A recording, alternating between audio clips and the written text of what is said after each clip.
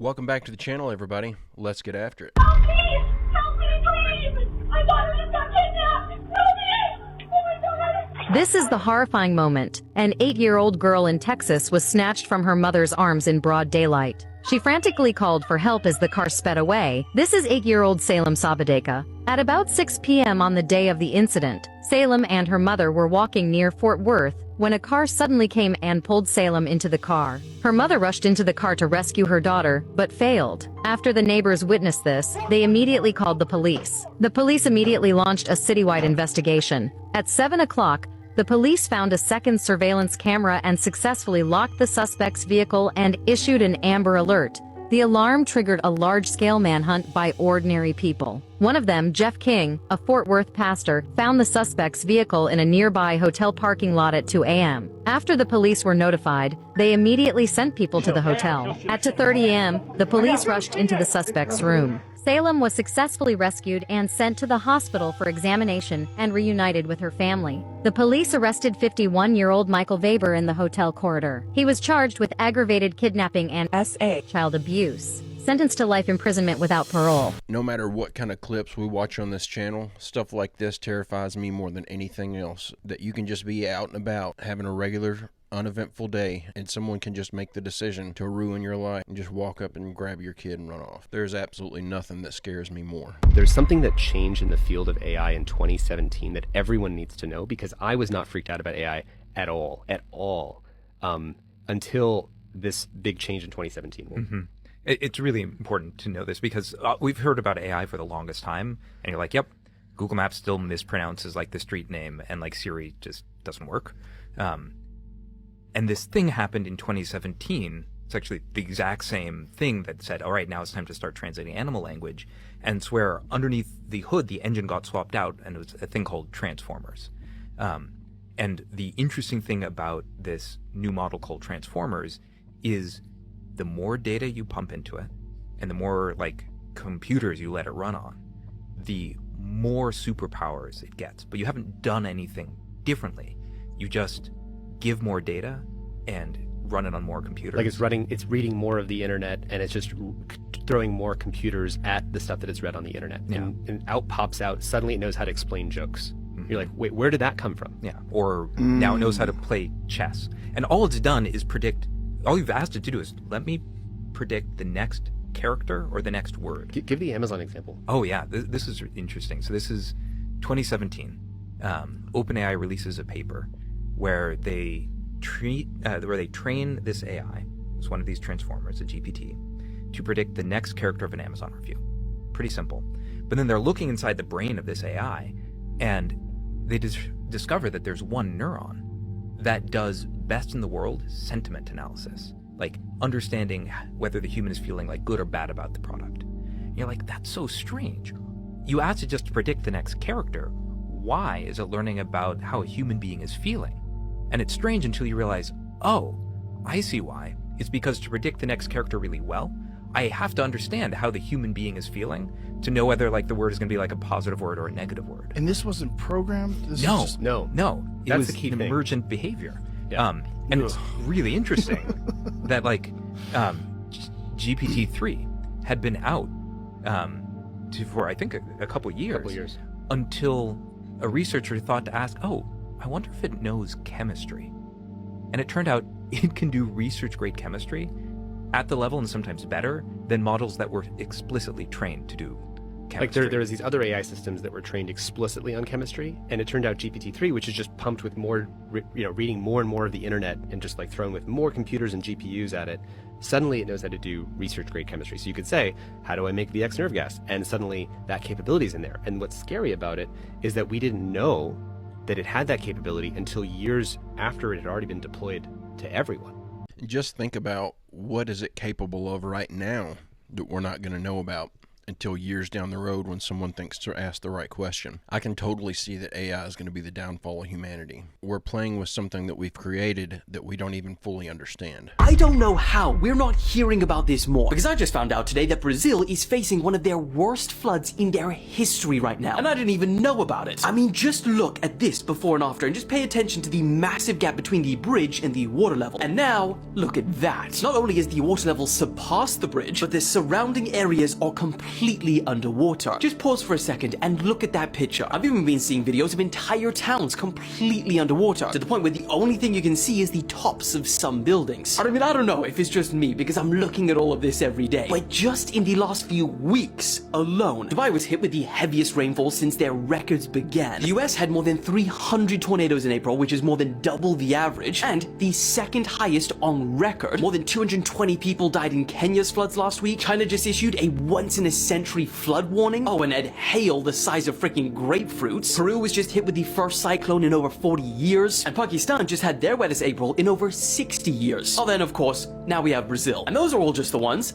I've heard of. They just need to quit playing around with all these weather manipulation devices. They keep trying to scare us to death with all this global warming talk, but they're the ones that's causing all this stuff because they keep doing all this cloud seeding and manipulating the weather. The timeline of America doesn't make sense. The buildings, they don't make sense. We're talking about, the people with horses and buggies building stuff that we can't build today. And when you go through like Washington, D.C., what I would need to believe in order to believe this is you have to have a time of peace and prosperity. What we've been told is we had neither in this country almost any time. We were at war with the British in the late 1700s. Then we went to war with them again in the early 1800s. Then we fought the Indians. Then we fought the Spanish. Then we had a civil war. And then before you know it, it's like almost World War I and the Great Depression, all this stuff. Meanwhile, the country expands westward. They build amazing structures all over the place before income tax, right? So where did the money come from? When you see like a place like ancient Rome, you'd say, how did they build that? Well, the Romans conquered the whole world. They fought in foreign wars. They brought plunder back to the country, and then they built their capital to look like amazing, right? They brought slaves. They brought gold. Okay, so we didn't win any foreign wars, at least we're taught back in those days. Literally, they talk about Washington, D.C. being burned down by the British, them building buildings like twice, which is like, that's a common theme in this country where they built buildings 2 times because Chicago burned down, San Francisco burned down, St. Louis burned down. Google whatever major city you know of and say Great Fire, and sure enough, there was one. So I thought this was interesting because that's a little piece to the puzzle that I've never really thought about, never really put that together. But we were never at a time of peace. We were struggling, trying to gain our footing as a nation. It was just bad time after bad time after bad time. So when would we have had the time and the resources to build some of these structures? It just doesn't add up. It doesn't make any sense at all. Hey, if you're enjoying this video and you like this kind of content, I make a new one just like it every day, Monday through Friday. It'd be awesome if you'd hit that subscribe button and come back tomorrow to join me. Airships. Lighter-than-air aircraft that navigates through the air, flying under its own power, using buoyancy from a lifting gas, most often hydrogen and helium. K-class blimps, zeppelins, hybrids, rigids, military airships, and dirigibles. But zeppelins were the fastest form of ocean travel, and airships in general were more energy efficient than heavy aerocraft designs. They were celebrated for their ability to carry heavy loads and cover long distances. They provide lower energy costs, a smaller carbon footprint, and have excellent propulsive energy.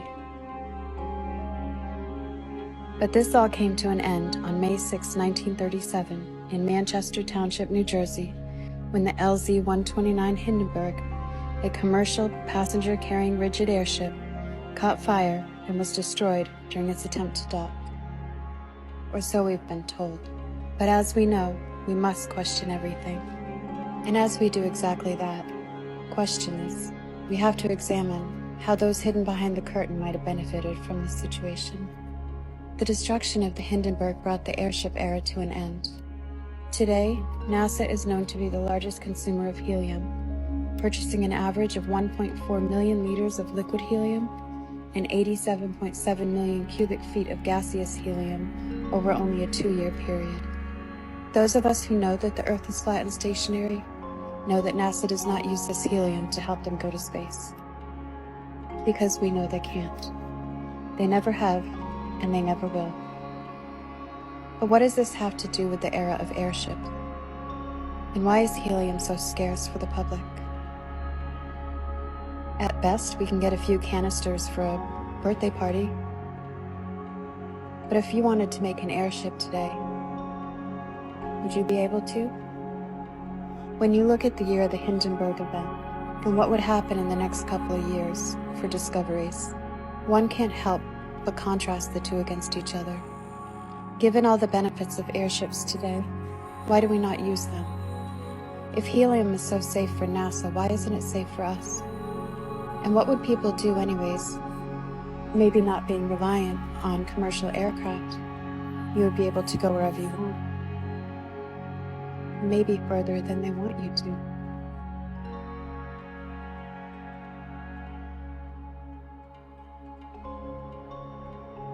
So I definitely think that there is something suspicious about why we had all these airships and stuff, and then all of a sudden, basically overnight, they're all gone and no one uses them anymore. It doesn't make a lot of sense. But I don't think that her explanation of they don't want us to travel is the answer. I don't think it's as simple as that, because we've got better, cheaper, more personal ways to fly around now. I was just sitting here on Facebook Marketplace last night looking at paramotors, and you can see some of the prices on some of these. You could buy one of these today and be up and flying anywhere you wanted to go for around $4,000 or $5,000. So I don't think it's just as simple as they don't want us flying. I mean, clearly they don't want us flying, but I don't think it's as simple as they just don't want us to have the ability to go where we want to go. I think there's likely a darker motive behind the disappearance of all the airships, and we just haven't figured it out yet. Ain't no way everyone here is a real person. Life is a simulation, and a legitimate professor has proved it. James Gates, a theoretical physicist at MIT with 2 bachelor degrees and a PhD, found literal computer code embedded in the most fundamental building blocks of reality,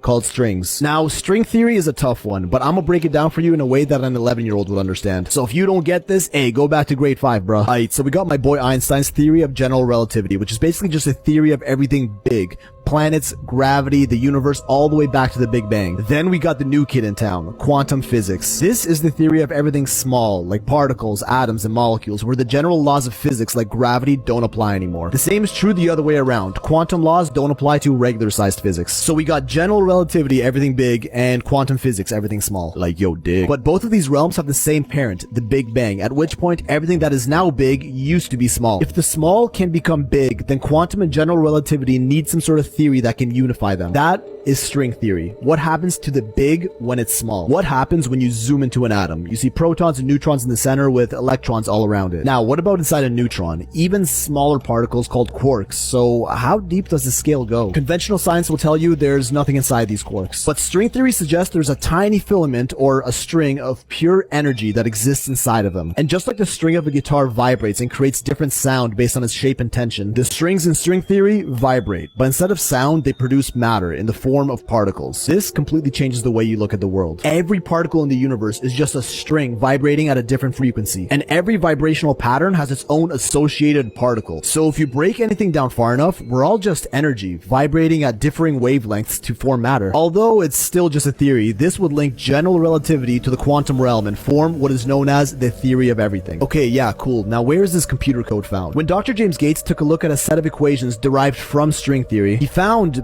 binary code, error correcting code used for compressing data on a computer. A sequence of ones and zeros, the same code that is used by popular search engines, which according to him, who has a PhD in theoretical physics from MIT, doesn't just resemble computer code, it literally is computer code. Meaning, if we break matter and energy down far enough, we eventually find compressing computer code etched into the very fabric of reality. So who wrote this code? Are we living in, dare I say, a simulation? So this is like the 3rd year in a row, it feels like, that we've had someone come out and say they found proof or evidence that we are living in a simulation. And it always seems like their proof or their evidence is that they found computer code while looking for something else. This, of course, makes me wonder if we're living in a simulation, and certainly would imply that we are. I think the cooler takeaway from this is that if reality can be broken down into ones and zeros, then that means that we can create reality on a computer with ones and zeros. If we're able to fully map out our universe, we could just create a copy of it. And if we're able to create a replica of our universe, then who's to say that someone else hasn't already done it, or that we ourselves haven't already done it and we're living in that right now unaware? It's a brain bender. Terrifying video from the Uber driver's dash cam shows 81-year-old William Brock pointing a gun at the 61-year-old driver. He's just shot her in the leg. Lolitha Hall frantically tries to explain she's there to pick up a package, but the homeowner shoots her 2 more times, killing her. For the threat to kill. Brock, who sustained a cut to his head, tells police that a scammer had called him, threatening his family, demanding $12,000. He was told that a female driver would be coming by to pick up the money. Cops say the Uber driver was completely unaware of the scam. Incredibly, while officers were responding to the scene at Brock's home in South Charleston, Ohio, cops say the scammer called the man's home again. A detective picked up the call. May I ask you who I'm talking to? Yeah, this is the officer speaking. Okay, what officer? Yeah. No, I need to know what officer, sir.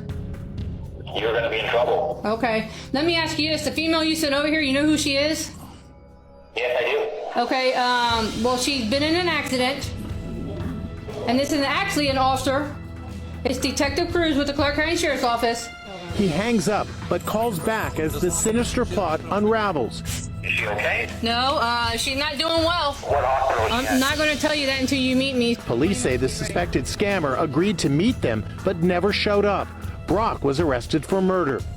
This is a very sad story, and the reason I put this on here is because these scams and stuff of people calling you and threatening you with lawsuits and civil action and stuff is getting completely out of hand. Now they're using these AI voice changers and stuff to sound like a family member calling and needing help, and they're getting so advanced with their stories and their lies and stuff that people are just being caught off guard. And so I wanted to spread awareness about this stuff, because Thursday of last week I got a call from my father saying that he had been contacted by someone claiming that there was a suit against me and I was about to be arrested. So he called and gave me their phone number to call him back.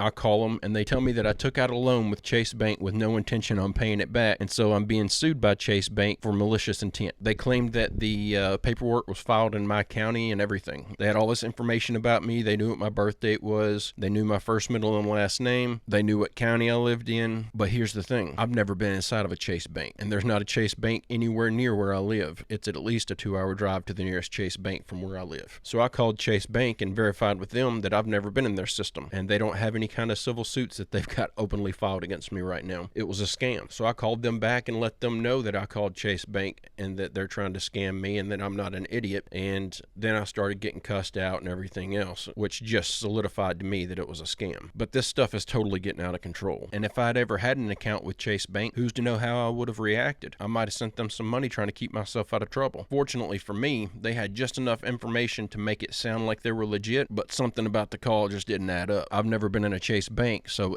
instantly my alarm bells started going off. But I just wanted to give everybody a heads up because this stuff is really getting out of control. The Catacombs, the darkest secret on Earth. Move! An underground complex 300 kilometers long with 6 to 7 million bodies, and we're supposed to believe it's because too many people got sick and hungry? Or might they be hiding what remains of the old world? And that's just the one in Paris. These catacombs are all over the world. Just a theory, entertainment purposes only. So, why is there a labyrinth of corpses under the city of Paris in the first place? History tells us in the late 18th century, so many people were dying from disease and famine that they started running out of cemetery space to bury them. Bodies were piling up so much they were causing odors throughout the city, so King Louis XVI ordered his authorities to fix this problem. In 1785, they uncovered an old underground tunnel system called the Tombe Issoire quarries, which were used as limestone quarries hundreds of years earlier to build famous sites like Notre Dame. They repurposed these tunnels to relocate all the bones from the overpopulated cemeteries over the course of about 12 years, and did so with an air of secrecy. You know, to not raise panic among the citizens, of course. The site was officially called the Paris Municipal Ossuary and eventually began to take on the mythical name of the Catacombs. The first thing anyone notices about these subterranean graves is the intricate, almost ritualistic design of the human remains. The bones weren't just stashed away in large heaps as one might expect would be the case for a disposal project as this one, but were organized in a decorative fashion, aligning femurs with skulls along the walls, geometric patterns, a throne of bones, and even this famous centerpiece known as the barrel, which according to sources were all put in place by the average 18th century quarrymen. They were led by official quarry engineers like Louis Etienne d'Artillerie, but still peculiar to see. In fact, the architecture was so nice that in 1809 the catacombs were even open to the public for tours, which only the rich could afford. Ritualistic sites involving the deceased attended by only the elite class? Some things never change. Now, why on earth would a literal mass grave be so intricately decorated for presentation in a borderline victorious manner like they were celebrating something? But no, they were just moving some bones out of the way, nothing to see here. Let's do some math. 6 to 7 million bodies moved over the course of 12 years as claimed means 57 to 67 bodies moved every hour, night and day for 12 years straight. That's one body, which contains several bones, moved into place in carefully designed patterns every minute, day and night, non-stop for 12 years. Which could be possible given a sizable workforce, just quite impressive to say the least, especially given their incredible design. But the question does arise, where do you get 6 to 7 million bodies in a city with a population of just about 600,000 at the time? That's 10 times the population of Paris in the 1780s and even about 3 times Paris's population today. I understand these bodies have accumulated over centuries, but the population was even lower in previous generations. Not to mention, even most bones do decompose and become extremely brittle within 100 years, so where did all these remains come from? Disease and famine is the main explanation we're given. Even Great Britain was having the same problem of overflowing cemeteries around the same time. It's almost like there was an old world here before us that got wiped out in a short period of time and they needed a place to hide all the bodies, which reveals these Paris catacombs were merely the tip of quite an extensive shaft, as we see hidden mass grave sites like these all around the world, like in Odessa, Ukraine, home to the largest catacombs in the world. 2,500 kilometers of tunnels dug into limestone bedrock dating to about the 17th century, also used as a quarry and never officially to store bones of the deceased, but the majority of these tunnels haven't even been explored yet. Documentation of these catacombs is extremely limited, almost like they didn't want anyone to know what's down there, with large areas even being off limits to the public. Rumors claim that up to 1 million bodies may be buried down there, but on record there's none, which is kinda odd given they're officially called the Odessa Catacombs halfway around the world. The Basilica and Convent of San Francisco, a cathedral in Lima, Peru, has its own network of catacombs underneath. And again, what do we see here? Human bones arranged in a decorated manner, eerily similar to the ones in Paris, kinda like they were built as an award, a trophy, or accomplishment of some sort. Estimated to hold at least 25,000 bodies, with some claiming up to 70,000, or so we're told, as these haven't been explored much either, with many smaller catacombs under other churches in the surrounding area, all believed to be connected, possibly bringing the body count of this network into the hundreds of thousands, maybe millions, but just speculation. The Lima catacombs weren't even publicly rediscovered until 1943, despite starting construction in 1546. Now, why put so much effort into designing yet another artistic mass grave site just to keep it hidden for hundreds of years? Just like the Brno ossuary in Czech Republic, again under a church and rediscovered as recently as 2001, despite being used in the 18th century, and this one has an estimated 50,000 bodies, but as always it could be more. Organized in the fun geometric patterns we see everywhere, almost like the same group of people did this around the world. And like, why? Why put in so much artistic architectural design made of human remains into an underground crypt that no one is ever supposed to see, allegedly constructed by your average 18th century quarrymen, because, you know, they all had degrees in advanced architectural design back then. Some sources even admit they appear to be arranged in a ritualistic manner, like the ones who built them were trying to achieve something more than just a gravesite. And what about those underground crypts they've been finding in places like New York City? Are there more of these hidden all around the world? St. Stephen's Cathedral in Vienna, Austria, catacombs with about 11,000 bodies. The catacombs of Rome, once said to host hundreds of thousands of the deceased, but have largely since been emptied. Under the Church of St. Paul's beneath the island of Malta, more catacombs. This list is endless. Almost always found directly under a church or cathedral. The obvious answer is they want to honor the dead by burying them under places of worship. Unless it was the churches that were strategically built on top of the catacombs. A perfect hiding spot for mass graves that nobody would accidentally stumble upon while keeping the majority of their known tunnels off limits to the public. These are just the ones we know about. There could be many more under major cathedrals in every city. So did all these places just happen to have body overpopulation issues in the past they solved by ceremoniously decorating underground caverns with skulls and femurs? And today, we're a-okay, despite global population skyrocketing. Or maybe there was something back then that resulted in a huge spike of bodies. Fires. Almost every single major city has had their own Great Fire that took place in the last 400 years or so. Try it out. Search up the Great Fire of your city name and you're almost guaranteed to find something. Great fires in every city, mass graves largely unexplored under their streets. Was there an old world, a lost civilization as recent as the 1700s that was wiped from the earth and intentionally hidden from records? Some mystery enthusiasts say yes. Before the Great Fires, there was rumored to be a great global empire that rhymes with barbarian. Ugh, I don't even even know if I want to get into that. And who knows, maybe these catacombs are just totally innocent and none of this is true. So I don't know that it's the Tartarians that are buried in these catacombs. That is an interesting theory because they do seem to have just been erased from history, and we have no clues as to where they went or what happened to them. I'm kind of leaning in the direction of the Tartarians being the advanced race that's flying all these UFOs and stuff. I'm starting to wonder if they decided to go into hiding, that they weren't erased against their will, but by their own will decided to be erased because they saw the direction that other people were going in and decided that they didn't want any part of this world anymore, and so they wanted to go into hiding. That could be the highly technologically advanced race that we see as aliens. This is just an idea that I had, something I've wondered about, something I've been thinking about here lately, just simply for the fact that there are so many great mysteries right now that we're digging through, and some of this stuff has to be connected. I definitely believe that there were Tartarians. I definitely believe that there's UFOs and stuff. I'm not making the claim that the Tartarians are the aliens that we're currently dealing with. It sure would be an interesting turn of events if they suddenly showed up and announced themselves and revealed themselves to be the Tartarians. Do any other civilizations have a flood myth? More than 200 of them have flood myths, but I'll give you one example that I love. China actually, and some of the most ancient records that we have of China, they were a monotheistic culture that worshipped a god called Shangdi, which means the one above the emperor. And their first great emperor is called Yu the Great, and he became an emperor after he figured out how to irrigate the water that was left over from a flood that had devastated China. And in that flood narrative, they believed that a couple called Fuxi and Nuwa built a boat, got in the boat, and sailed up to the heavens. There was a leak of water that was coming out of the heavens, flooding the earth. And Nuwa, what do you hear there? Noah put together these 5 stones and mixed up some tar pitch, and then took a brush and painted a rainbow in the sky that sealed the heavens. And so Nuwa in a boat paints a rainbow in the sky to put an end to the flood. Sound familiar? The similarities between that and the story in the Bible is crazy. I've never heard of this. I didn't know that China had a flood myth, but that's crazy. They even have the detail of the rainbow being a symbol for the flood. That's kind of mind-blowing. Looking at near-death experiences, times 4,000, I've seen descriptions of separation from the physical body. Interestingly, most of the time they feel relieved to be apart from the physical body. They're free.